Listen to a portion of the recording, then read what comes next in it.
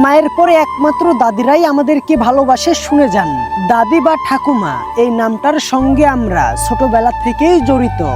মা বাবার পরে যে নিঃস্বার্থভাবে ভালোবাসে সে হলো দাদি। দাদিরা নিজে না খেয়ে তার নাতিপুতিকে খাওয়াতো। ছোটবেলায় বাবা মা মারতে এলে আমাদের একমাত্র আশ্রয় ছিল দাদির পিছনে। দাদিরা আমাদের জন্য আমাদের মায়ের কাছে বকা খেয়েছে। দাদিরা নাকি আমাদেরকে লাই দিয়ে দিয়ে মাথায় তুলে। ছোটবেলাতে আমরা মায়ের কাছে টাকার বায়না ধরলে আর যদি মায়ের কাছে টাকা না থাকতো তাহলে দাদি আমাদেরকে টাকা দিত। দাদি আমাদের কাছে মায়ের চেয়ে কম না, দাদিকে দ্বিতীয় মাও বলা যায়। দাদিরা যদি কোথাও বেড়াতে যেত আর সেখানে যদি ভালো মন্দ খেতে দিত তবে সেখান থেকে আমাদের জন্য বেঁধে নিয়ে আসতো। সে নিজে না খেয়ে তার নাতিপুতিকে খাইয়েছে। দাদিরা নিঃস্বার্থভাবে আমাদেরকে ভালোবেসে যায়। কিন্তু আমরা কি দাদিদেরকে ভালোবাসতে পারি? পারি না তো। আমরা বড় হতে হতে আমাদের দাদিগুলো মারা যায়, আর যদি বেঁচেও থাকে তবে বৃদ্ধ হয়ে যায়। তখন আমরা দাদিদেরকে ভালোবাসি না, তাদেরকে সময় দিই না, তাদের সঙ্গে আমরা ভালো ব্যবহার করি না।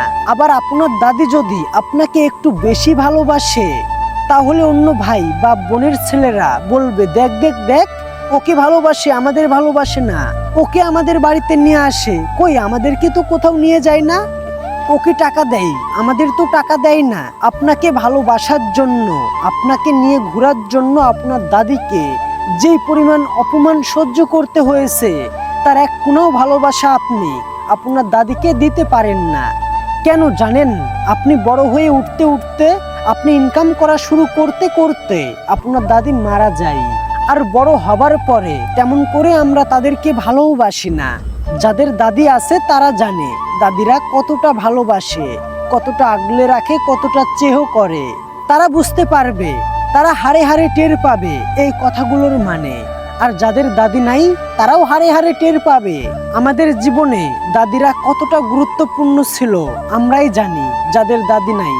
আপনার দাদি আপনার কাছ থেকে কিছু চাই না, শুধু একটু ভালোবাসা চাই, শুধু একটু সময় চাই।